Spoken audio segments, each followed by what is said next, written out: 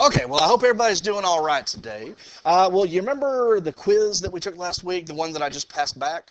Okay, problems very similar to that.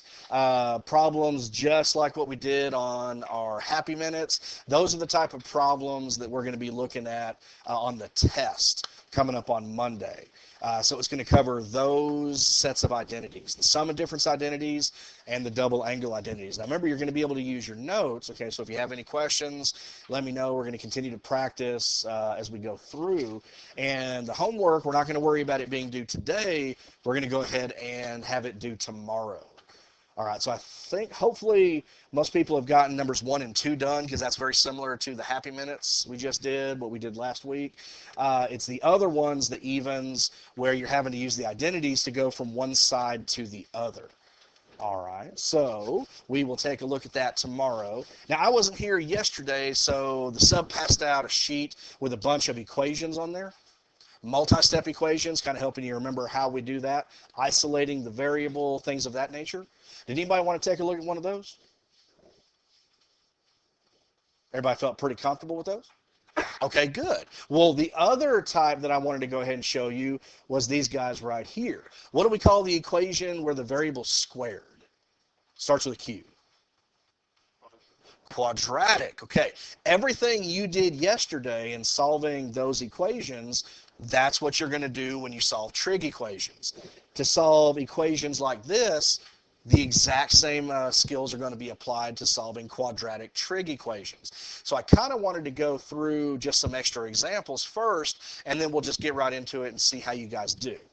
All right, so x squared minus 2x minus 35. Let's say I want to find the values of x that are going to make this a true statement.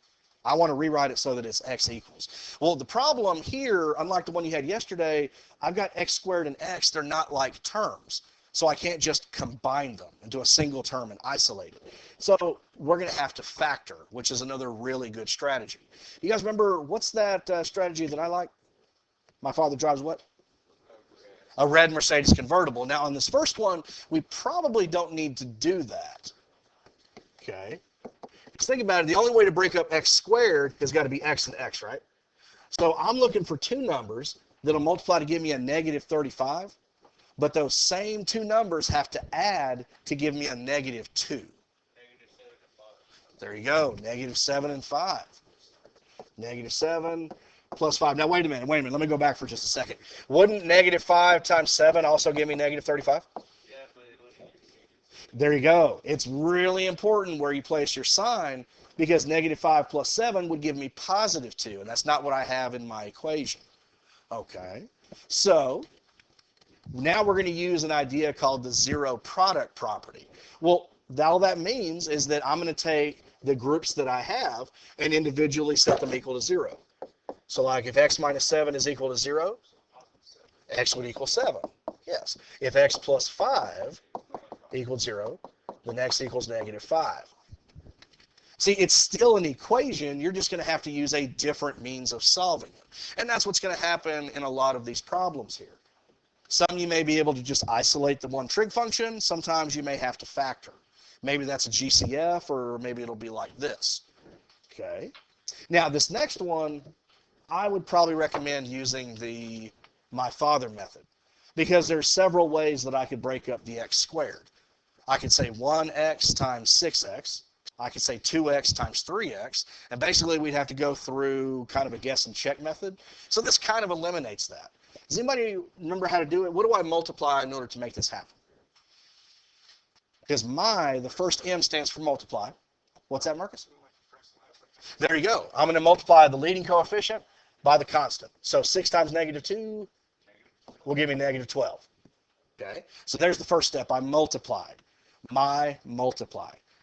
Okay? Now, what does the F stand for in father? Factor, yes, you're absolutely right. Okay, so it's exactly what we did a moment ago. What two numbers will multiply to give me a negative 12, but those same two numbers will add to give me a positive 1?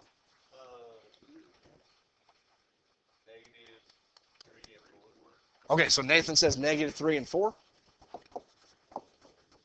Negative 3 times 4 is negative 12. Negative 3 plus 4, that is going to be 1. Again, if I switched it, the -4 and 3, that would give me -1, and I wouldn't have the right answer. So your signs are going to be really important. Okay, well, what does the D in drive stand for? It's not bad. Actually, you could think of it that way, but in order to create a denominator, you have to divide. There we go. There you go. Whatever that leading coefficient is, I'm going to go ahead and divide by it. What about the R in red? No, not remainder, not reciprocal. Another word for simplify. Reduce. There we go. So -3/6 is a -1/2. 4/6 would be a what? 2/3. Okay. Now, this is where I'm going to get those two group factors. Okay. I'm going to move, that's what the last M stands for, M in Mercedes. Okay. Now, would this be a -x plus 2 or 2x minus 1? 2x minus 1. We always start in the denominator and work our way up.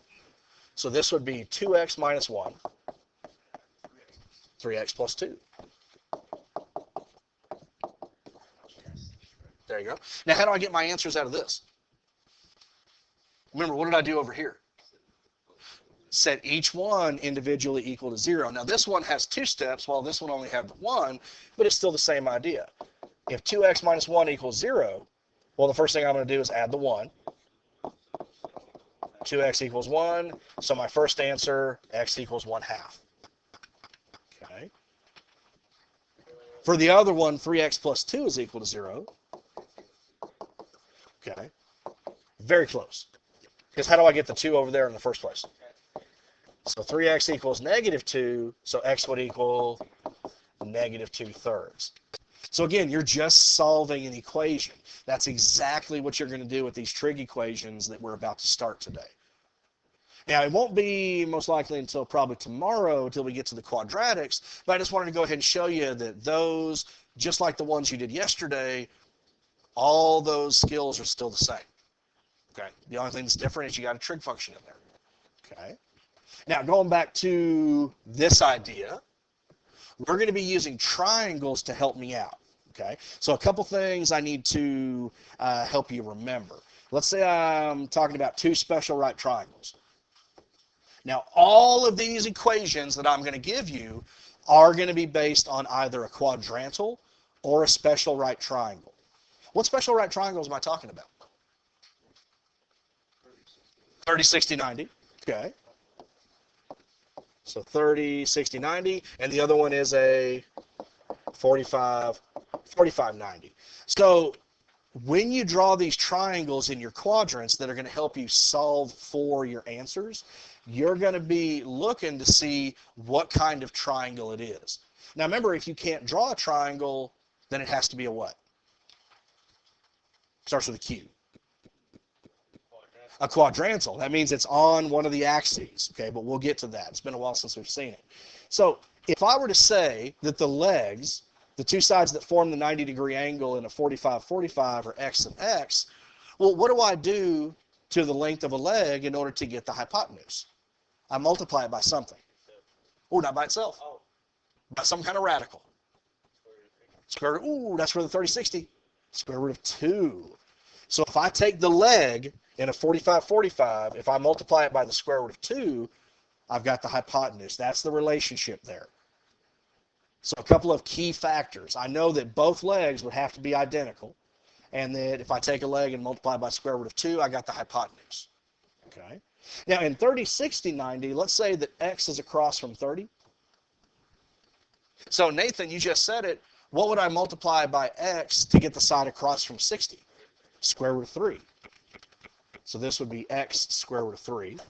And then what do I do to the shorter side in order to get the hypotenuse? You always starts with a D. Not divide. Multiply by something. So if you multiply something by 2, you double it. Double it. There we go. So you're going to be looking for these characteristics, and that's going to help you determine what your answer is going to be. Okay. All right. Well, let's get right to an example. Okay. Now I'm going to go ahead and show you how to do this one graphically, but then I want to go ahead and show you how to do it the way we're going to be going through with the triangles. Now let's go ahead and graph sine of theta. Let's graph the parent. Do you guys remember, where does he start? Does he start at 0 or at 1? It's been a while since we've seen the graph.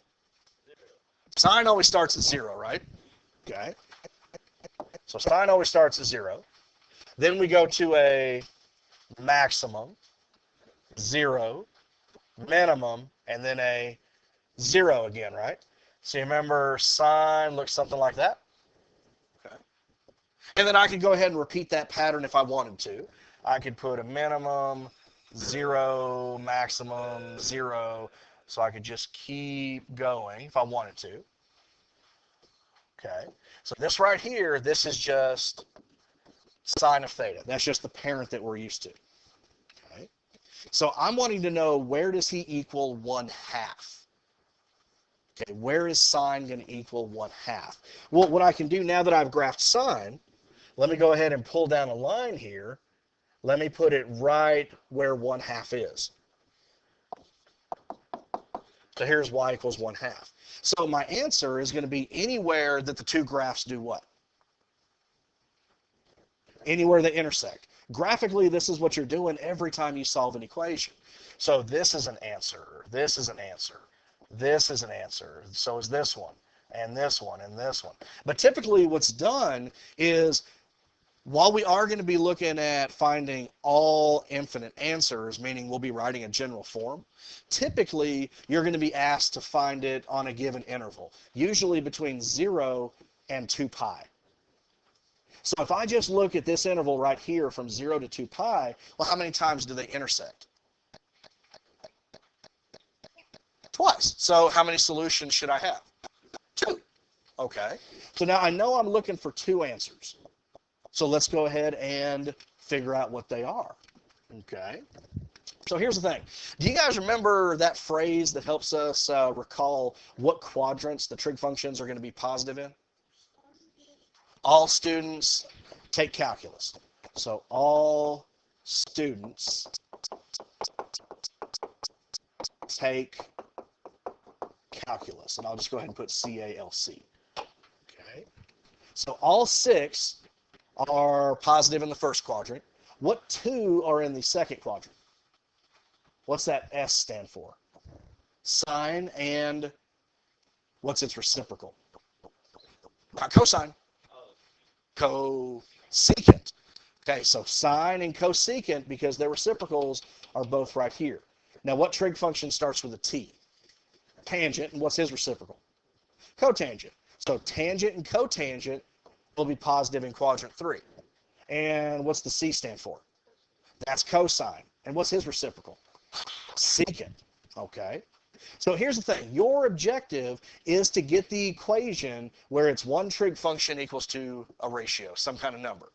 You're going to isolate it just like you would a variable. Okay. Well, take a look at this. Is it a positive or a negative 1/2? Okay. It's positive, right? So based on that, what 2 quadrants will sine be positive? 1 and 2. Just like we said, right? So I'm going to draw terminal side here, draw a terminal side here. We always connect them to what axis? Ooh. We always connect them to the x-axis, right? Now, remember, the number of triangles I'm drawing is going to tell me the number of answers I get. You see I have 2 triangles? Remember a second ago you guys told me, just by looking at the graph, there was 2 intersection points. So there's 2 answers. Okay. So now let's create the triangle. Sine is always y over what? R. So this triangle would be 1 and 2. Okay. Because we always go from the reference angle's point of view. So for this triangle, that would be the opposite, and this would be 2. Okay. Well, how can I find that missing side? Okay. What's that? Pythagorean theorem. Okay. So I'm going to go ahead and say, let's say this is x right now. So x squared plus 1 squared is equal to 2 squared. Well, what's 1 squared? So x plus 1 equals 4. Oh, so what would x squared equal? 3. So x would be the square root of 3, right? Okay. So I know this is the square root of 3. This is the square root of 3. But wait a minute. Why did I put a negative right there? Because it depends on where your triangle is. Okay. Remember, in the second quadrant, the x value is negative because you got to go left and then up to get there, right? Okay. Well, what are the answers that I'm looking for? I always, always, always start rotating from the positive x-axis counterclockwise. So that right there is one answer. Rotating here, that's the other answer. Okay.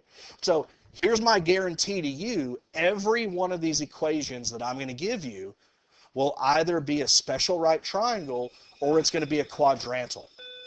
Okay. Is this a special right triangle?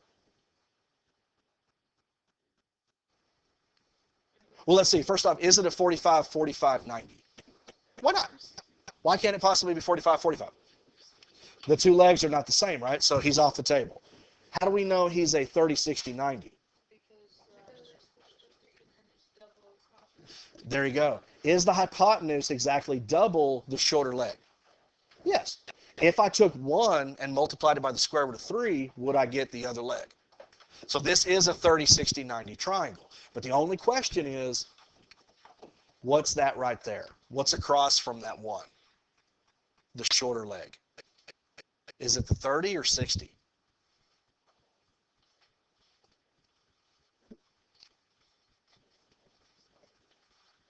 Not 60. 30. 30 is always going to be across from the shorter leg. And here's what's really nice about this.